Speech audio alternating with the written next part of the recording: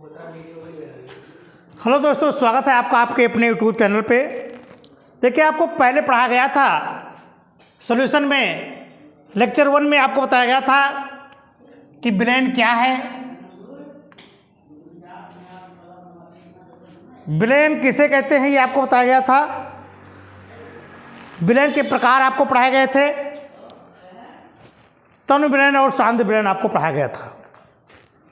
तो देखिए, तनु विलयन पुनः आपको बता दिया जाए।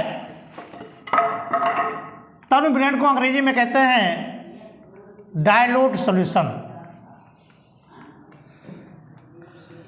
तो देखिए, तनु विलयन किसे कहते हैं, तनु विलयन किसे कहते हैं? जिस विलयन में विलेय की सांद्रता कम होती है उसे कहते हैं तनु विलयन। यानी जिस विलयन में विलेय की सांद्रता कैसी होती है? कम होती है। जैसे आपको बताया गया था कि जैसे आपने 1 लीटर पानी में जब आप मिलाते हैं चीनी को, तो जब चीनी का अनुपात कम होता है तो आप उसे कहते हैं बहुत फीका है, नहीं? तो जब फीका है यानी इसकी मात्रा बहुत कम होती है, तो उसी को कहते हैं डायल्यूट सॉल्यूशन। यानी जिस विलयन में विलेय की सांद्रता कम होती है, यहाँ पर आप लिखिए कम होती है, कम होती है, उसे क्या कहते हैं? डायल्यूट सॉल्यूशन, यानी तनु विलयन कहते हैं। समझ आए नहीं आए? आओ, समझ में आया नहीं है कि अब तनु विलयन किसे कहते हैं? कि जिस विलयन में विलेय की सांद्रता या मात्रा कम होती है उसे कहते हैं तनु विलयन। दूसरा है आपका सांद्र विलयन। इसका अपोजिट ले लीजिए, तो सांद्र विलयन, तो इसको कहते हैं कंसंट्रेटेड सॉल्यूशन।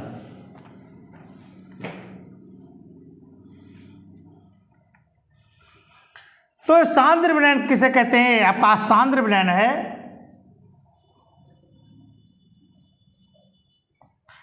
तो सांद्र विलयन की क्या पहचान है? कि सांद्र विलयन में यानी वह विलयन जिसमें विलेय की मात्रा ज़्यादा होती है, ठीक है? जिसमें अब देखिए उसकी विलेय की मात्रा पर डिपेंड करता है। तनु विलयन और सांद्र विलयन किस पर डिपेंड करता है? उसमें मिले हुए विलेय की मात्रा पर। अगर ज़्यादा है इसमें विलेय की मात्रा यानी सांद्रता अगर अधिक है, ठीक है, प्लस लगा है यानी काफ़ी अधिक है, अधिक मात्रा में है, तो विलयन कैसा होगा? सांद्र विलयन होगा, सांद्र विलयन होगा। तो यहाँ पर आपको जानना जरूरी है कि तनु विलयन और सांद्र विलयन किसे कहते हैं। तो आप सीधी सी एक भाषा में बताएंगे कि जिस विलयन में विलेय की सांद्रता कम होती है उसे तनु विलयन कहते हैं, और जिसमें विलेय की सांद्रता या मात्रा अधिक होती है उसे सांद्र विलयन कहते हैं। समझ में आया? अब देखिए, अब आपको पढ़ना है। देखिए, इस पार्ट के अंतर्गत आपको कई न्यूमेरिकल लगाने हैं। इसमें अब आपको लगाना है मोलरता। इसमें आपको पढ़ना है मोलरता। क्या पढ़ना है? मोलरता।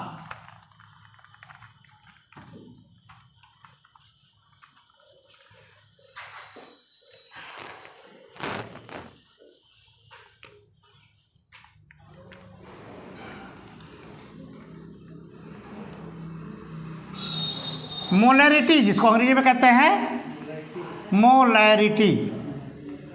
मोलैरिटी किससे कहते हैं ये अब आपको जानना है।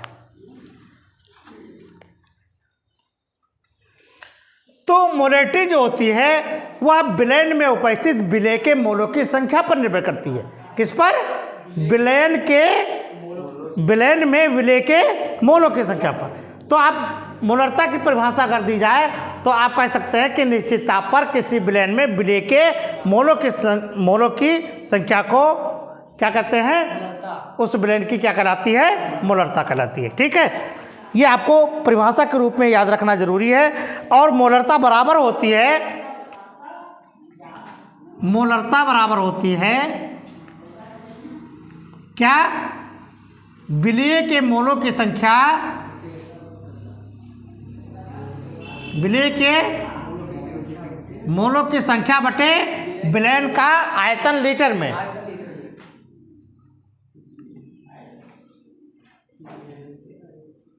विलयन का आयतन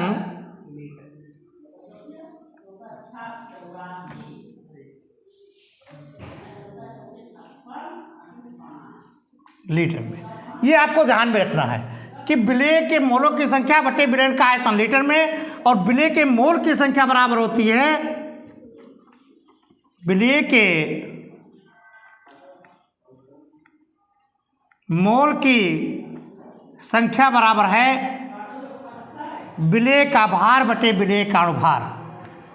विलेय का भार बटे विलेय का अणुभार। तो अब जहां मोलरता पूछा जा रहा है वहां आपको लिखना होगा बराबर, यहां पर मोलरता बराबर आप कर देंगे। अगर यम बराबर है, मोलरता को यम से प्रदर्शित करते हैं तो यम बराबर होगा विलेय का भार। अब विलेय के मोल के स्थान पर आप लिखेंगे विलेय का भार बटे विलेय का अणुभार। विलेय का अणुभार बटे विलयन का आयतन, किसमें? लीटर में। ये फार्मूला आपको याद रखना जरूरी है।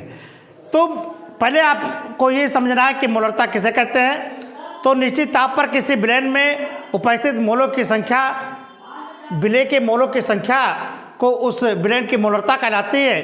तो मोलरता बराबर होती है विलेय के मोलों की संख्या बटे विलयन का आयतन लीटर में, और विलेय के मोलों की संख्या बराबर होती है विलेय का भार बटे विलेय का अणुभार।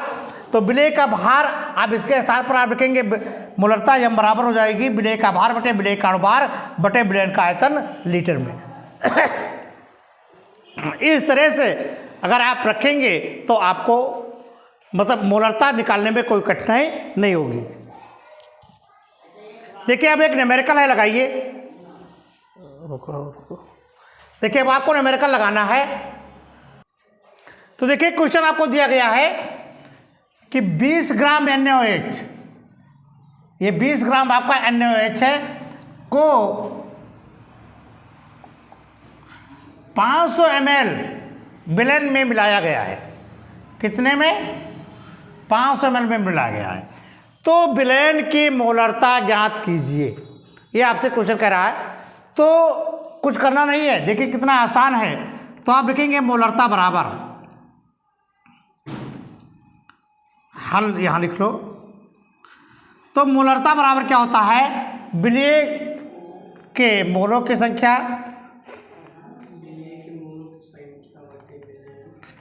विलेय के मोलों की संख्या बटे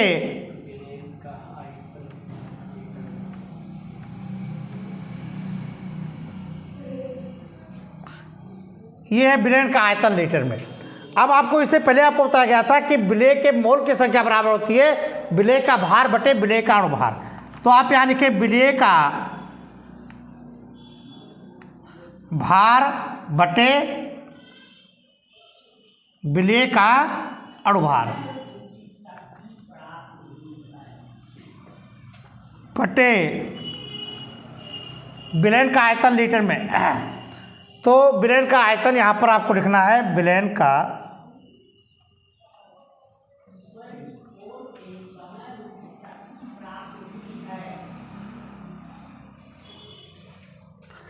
तो मोल की संख्या बराबर आपने लिखा भार बटे अणुभार।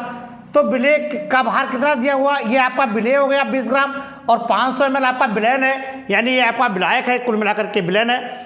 तो 20 ग्राम जब है तो 20 ग्राम विलेय का भार हो गया और इसका अणुभार NaOH का आप निकाल लीजिए। तो NaOH का अणुभार निकालिए, NaOH Na का कितना होता है? 23 और ऑक्सीजन का होगा 16 और ऑक्सीजन का हाइड्रोजन का होगा 1।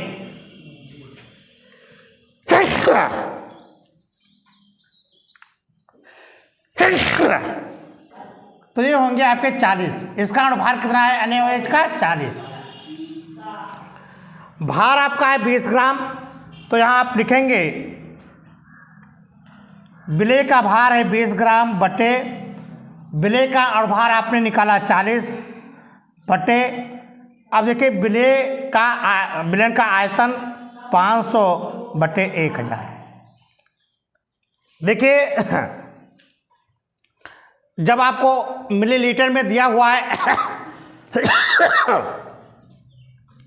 ml में आपका विलयन ml में है, तो इसको लीटर में बदलने के लिए आपको 1000 से इसको भाग देना पड़ेगा। ठीक है, अब इसको देखिए पुनः हल करिए।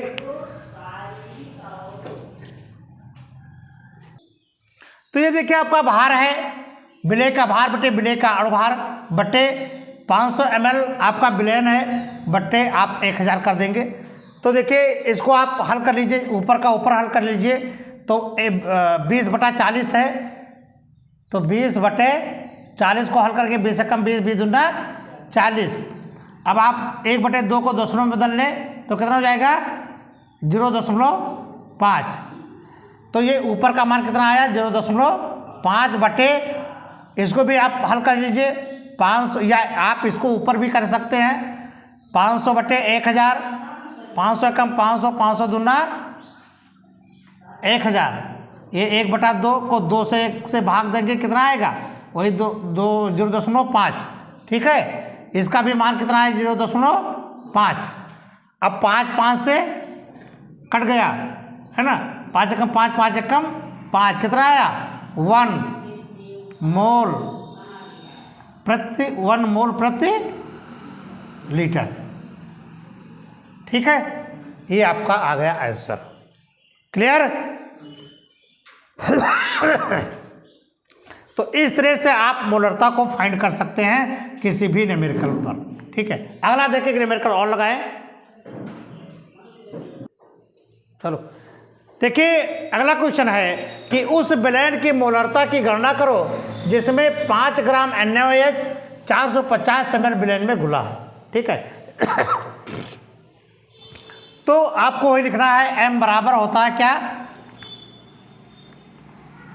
विलेय के मोलों की संख्या बटे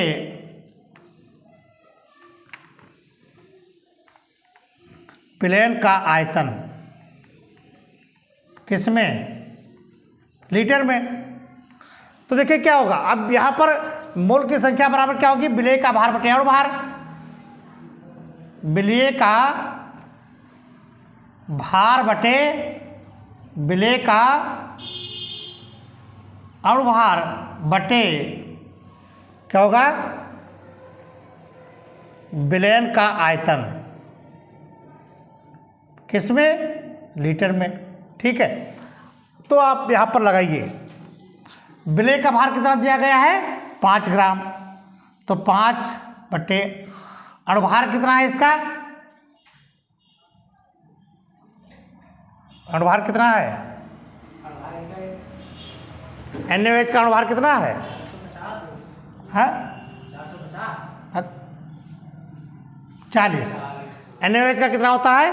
40 बटे कितना होगा? 450। अब इसको क्या करना है आपको? लीटर में बदल देना है। ये हो गया। ठीक है, जब आप इसको हल करेंगे तो कितना होगा? 5 बटे 40 को हल करेंगे तो आया 0.125 बटे 450 बटे 1000। अब देखिए क्या करना होगा, इस 1000 को ऊपर कर दीजिए तो ये होगा 0.125 गुणे 1000 बटे 450। अब देखिए यहाँ पर क्या करना होगा, 3 अंक, देखिए 1000 यहाँ है तो आप यहाँ पर 3 अंक इसको बढ़ा सकते हैं, तो ये हो जाएगा कितना? 1, 2, 5, 125 हो जाएगा, मतलब दशमलव यहाँ लग जाएगा तो 125 हो जाएगा बटा 450। अब आप इसको हल कर लीजिए।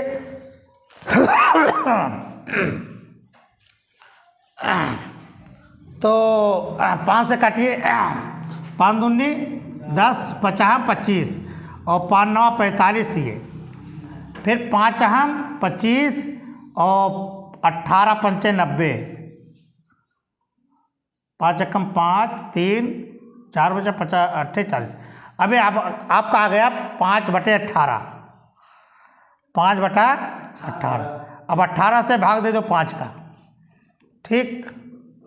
तो दसमों लगाओ 0, 18 दूना 36, 36 में कितना बचा 14, दसमों लगा है 1 0 बढ़ाओ, तो 18 सत्ते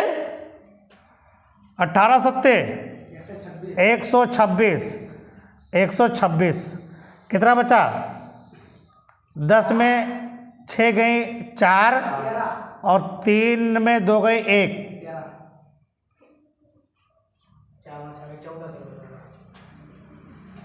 3 में 2 गई 1, दसमों लगाइए 1 0 और बढ़ाओ। अब ये हो गया आपका 140, फिर सत्ते ले जाओ, सत्ते 126 होता है, कितना आपका 126, तो 10 में छा गए 4 और 3 में 2 गए 1, 14 बचा। 18 से 14 देखिए ये आपका आधा से ज़्यादा है, इसलिए 7 के स्थान पर ये हो जाएगा 8। तो आपका कितना आया, ये आया 278 मोल प्रति लीटर, ये आपका आंसर आ गया, ठीक है। तो इस तरह से न्यूमेरिकल अगर आपके जो भी फंसते हैं आपके मोलरता के, आपके न्यूमेरिकल बहुत आसानी से आपका हल हो सकता है। और हम अगले वीडियो में आपको इसके आने वाले मोलरता है, फार्मलता है, मोल अंश है यानी मोल प्रभाज है, इससे न्यूमेरिकल लगवाएंगे। तब तक के लिए नमस्कार, जय हिंद।